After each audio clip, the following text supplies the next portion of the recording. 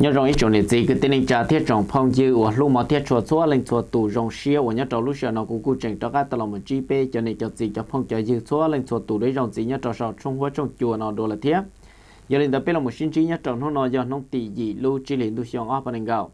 bên là sinh trí nhớ trong nó cũng cùng ba tàu lấy ở trong sọt sử dụng một cho là một tháp về tiền đồ khi tập bên chỗ này gì cái tên anh trả thiết trong phong dư ở lúc mà thiết chuột xóa lên chuột tủ sẽ là tàu bao thiết tàu nằm lòng kia nhớ trong chuẩn gì toàn tên nó thiết xử lý ở trong sự cũng ba tàu nhớ trâu lúc xí hận hôm nọ cũng giờ cho bé sẽ được làm một xí cho các công long tiếp bao giờ tới cho cái của của tỷ chỉ xí hậu sinh là giờ tiền một cho cái chỉ xí tàu thầu cơ cho tỷ là cụ tông cái tệ tua cho cứ ya chỉ cho sẽ cái thế là tàu cho cứ tàu giá luôn để tên nó mù ya chỉ muốn không cho các lò lợn mà giờ này ở trong sự cũng ba tàu nhớ trâu hôm nọ cũng bổ lên giờ cho tỷ tua cho cứ tỷ dạng gạo thiết giờ lên đại trong đại khó tới mình tàu trừ xí thì nó cũng giờ trừ xí nhớ trong đại lúc tết chào thái trở lại là tàu một chát ta tiền tuổi khi tàu bé sẽ tàu bao của giờ chữ sĩ nhớ tàu nông vận tí xà lưu chi liền tu xong áp phần gạo của giờ thầu và giờ chọn tu thắt trả bé mong một tàu bao mong đó trở lại là tàu bé thiết khi tàu bé sẽ tàu bao chỉ còn của giờ tụ ti lâu lo tua tụ cư của giàu nửa thiết tua tụ mùa nó nè mà họ tới mừng tàu nó của giờ chữ sĩ nhớ tròn tàu lưu giò ban nà lưu mường mà hà lan nhớ tàu lưu nắc hòn si anh nhut thay à từ lúc tết chào thái tụ ti lâu lo của tàu nghề tề tua ô tu giàu nhớ trâu rau nó quy tụ bê sẽ đào bỏ nhớ trâu tỏ hồng đê tàu nó của giàu tụ giờ mua lúm bề hòa tìa pít thay à muốn nói như lên đời bao châu gì xong của giàu tụ bê sẽ đào bỏ nhớ trâu lúc xí hở nó họ tụ cứ thi ó của tàu trâu nửa tụ ti mất tuổi nhớ trâu rau nó cũng mua lúm bề hòa tìa sản chai mắt thu sarat muốn nói như lên đời bao châu bao xong họ tụ mùa là giờ tiệt tụ thi bê cũng mua lúm bề hòa tìa mong khun pon mặt thu sarat muốn hướng nhung giờ lên tàu bê châu bê sông cho lên tàu là tàu bê thiết sát tàu bê sẽ tàu bao chỉ ổn định họ tới mình nói chữ sĩ chỉ cũng giờ tiền nhớ tàu nó một tí xả thảo sơn gió thắt trả gì mong tớ chỉ tụ tí lâu lo nó nữa cũng mua ít tụ tu nó nè nữa tụ tu lúm bề hòa phá kỳ chỉ bao hạt tiền muốn hướng nhung giờ lên trả lờiแต่是tụ tu mà nhưngจะออกกำลังกายแล้วnó nè chỉ nhớ cho thảo sơn gió đó nó chỉ tụ tu cũng là một trò ý răng cao ý là tiền nữaออกกำลังกายเราจะtiền nữa thiệt chỉ nữa trò răng cao đó nữa vừa tên một trò răng cao đó nó nè trò là bịa trò bê sữa tôm lông chỉ tụ mùa là giờ tiền tụ phao nó là mà giờ tụ bọn nhỉ ở mô lúm bê hoa tiền mông khôn phòn ở giờ tụ phao đó tụ tu nó giờ tụ tí lót lót tụ tu này giờ họ tụ mùa hai nó mà giờ tụ tí lót lót đó nữa tụ mùa tại sao họ giờ tụ tu nó tụ phao nó là mà chỉ tụ mùa nó thế thì tụ mùa hai trâu tụ tu sinh dữ bây giờ tụ tí lâu dùng tới hai tia có cho tròn câu đòn trò sẽ đợi nhau và chế ship bốn chi ok mà người ta tông chế lử lên lử tụ nó nè ta chỉ tụ sinh dữ là giờ tia tụ tí lâu lo tụ tu đã cu nhưng chỉ tông thôn này ship trả đã chỉ ta chỉ cu lấy ý giả liệt thì chỉ chua ship giàu ship về chơi chỉ nên cu chỉ lấy tròn câu chuẩn gì nó nè chỉ tỏ can tao nó chỉ tụ mùa cũng chỉ là một tròn câu tỏ tụ mùa lúc chế thiết chỉ thì là một tròn câu shit tứ nó nè chỉ cho một ít plan chỉ tụ tu sinh dữ của giờ tụ tí lọc lon tới du thì là tàu tua này khoảng câu chỉ này thì là tàu chạy lúc chế tàu kia mù lợ chỉ khó tới mình nó thì là một bóng trò lúc xí hở thầu giá bé mong một trò plau mong của giờ giá tròn tu nó vẫn tí xàn tới chỉ bắt nó tụ cứ giờ tụ thi on đó thì là một chế nó này giờ tụ biết sẽ được bọn đó nó tụ dân đó nó thì lơ hao lử là mũ nó chế thầu và nó lơ hao lử là mũ lợ chế tụ mùa thì tàu tụ một thả thiết bia họ tới mình đã trâu tụ nụ thi on đấm lông nó là mà chế ban nó chế tụ nụ thi on nó chở mù tỏ tụ tí lâu và lo lú chế chế thì một hai tia ôi nó tụ tí lâu lo tụ tú bù nhỏ là có hồ tụ tí lâu lo tụ tú tua ấy là shit kia là giờ để shit thả còn tới có một số cái shit tàu thì sinh gà xia nhau ok chỉ cho lên đó nó nè chỉ bắt nó chỉ thầu là tụ một thả chỉ tụ tí lâu lo cũng nhỏ thiết chỉ tụ tí lâu lo cũng trò và là tua thả thiết chỉ tụ tí lâu lo cũng phải giữ ta liệt thì nên ban đầu nó này ở đó chỉ một tên mình đã chỉ ta liệt nè nó nè chỉ là thế thì tụ một shit thả khó và nên nó tụ mùa là giờ thì tụ tí lâu lo được tụ tu và tụ phong được nó sao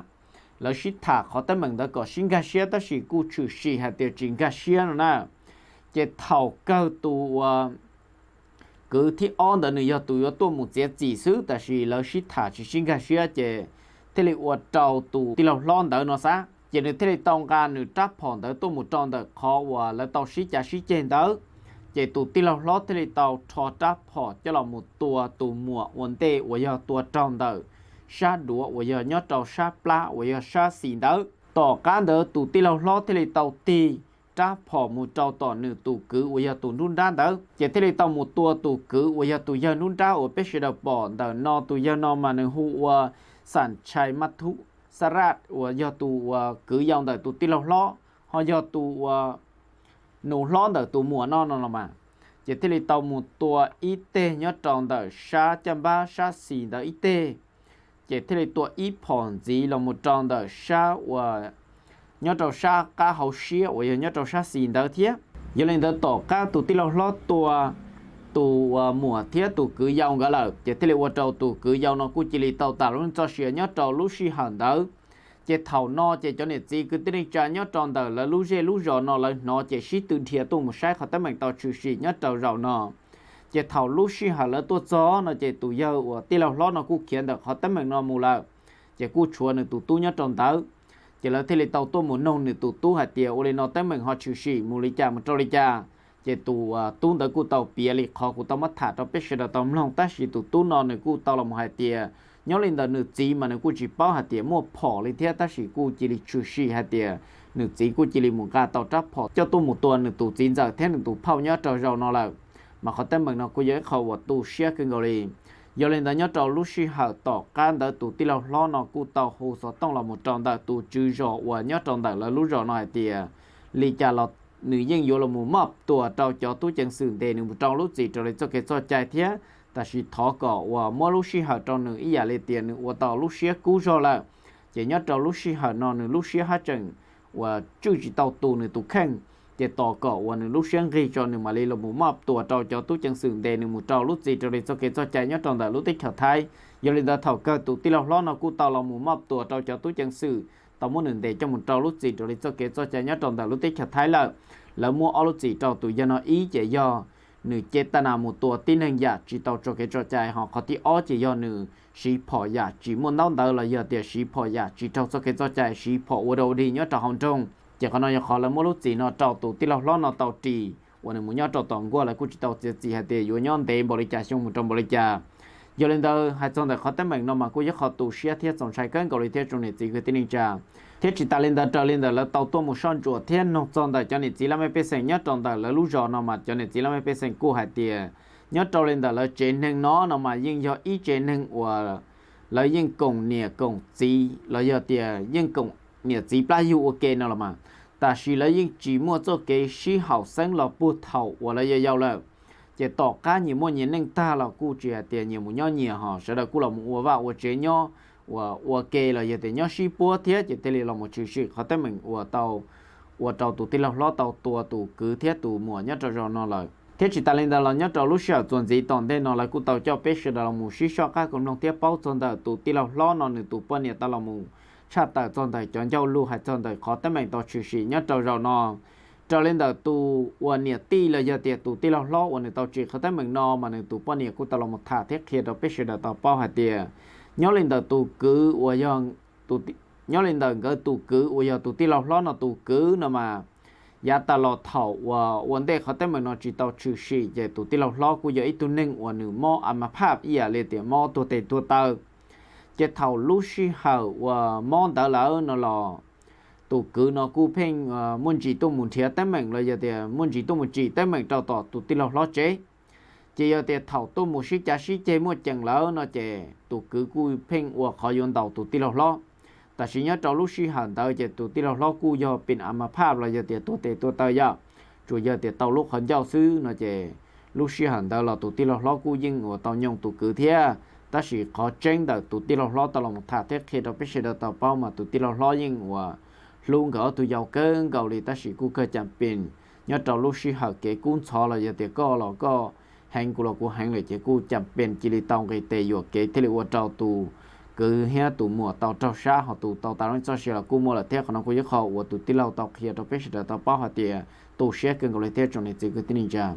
mà giờ lên tập pe chỗ này chỉ cứ tin trả thiết trọng phong dư ở lúc một thiết chuột cho lên chuột tụ hay chọn là khó pe cho nụ mua là giờ tập pe tê cứ tê ti của dân trình tàu là tiền do hạt tập pe nhỏ và cùng va cùng chế là giờ tập pe nhỏ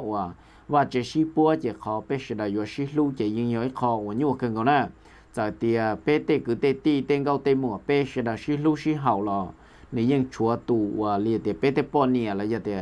bé tê muốn đó nữa tê gì à tụ khoa nó sao là muốn choอยู่tụ nâng tụวันnâng mà là như một cho cái chỉ sĩ tàu tàuวันtụ chủ đi chạy yên bỏ đòn tàu ban đòn tàu bao là một lâu mà giờ lên đó thọ gặp bé trồng phong sáu đã chuột một cho cái số gì là giờ tuần đây xứ giờ lên đó thông tàu nó một cái cho bé sẽ là một sĩ cho các cùng nó tiếp bao chọn đời chắc số sự thì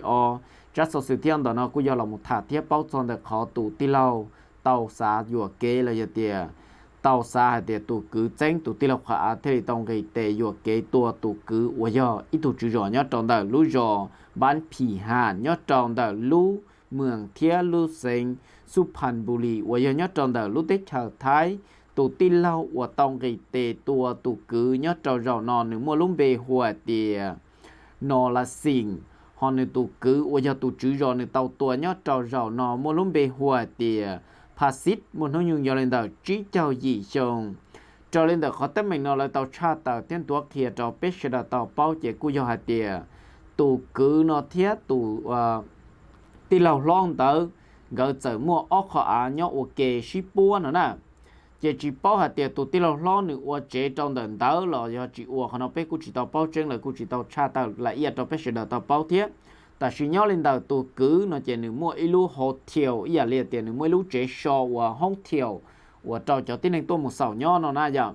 chỉ bắt nó chỉ thầu và lú chơi nó chỉ giờ chơi tu là na là chỉ tụ cứ đó nửa lú chế và hotel đó chỉ nửa nhớ kỳ rồi đó họ cho và để yon từ lò là giờ tiền nửa nhớ kỳ rồi đó họ là chỉ thầu lú sĩ hận tu là na nó chỉ phèn mua đen từ là một trong đó là cho hotel là giờ tiền ga một trong họ là cho hotel chỉ là thế này tôi mua hai trâu và tụ cứ là giờ thì tụ chữ ròn tới còn nữa tôi mua bắp cho là giờ thì tôi mua khâu tụ cứ để bé cọ và lúc xưa hận tôi là na để thế này chỉ gà là một trò họ là cho không theo nó nè chỉ ban nó chỉ tụ tiêu là lót thế này tàu mua cho lúc chế và cậu lại khó biết sự đào bòn để nó tôi mua cầu cho ăn đó chỉ thầu lúc xí hở lúc chế các con đó nửa thọ và nửa lúc đá và là giờ tiệt tụ các con đó là một bắp cho ai có tiệt tụ nó giờ chỉ thầu nửa là một bắp cho ăn đó nó chỉ cú chịu rong sai nó là mà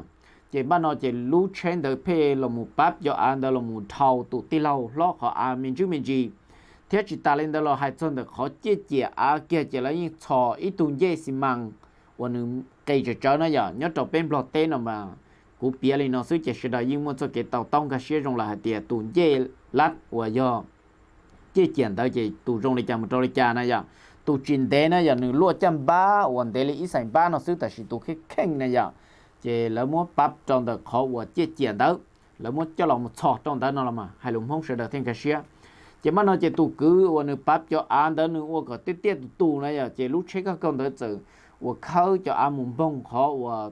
như nó tụ tiền đó mình chỉ thế chỉ ta lên đó là lúc xí họ thọ bắp cho ăn đó nó chỉ áp hết thâu một trâu tàu tụ tí lâu khó lại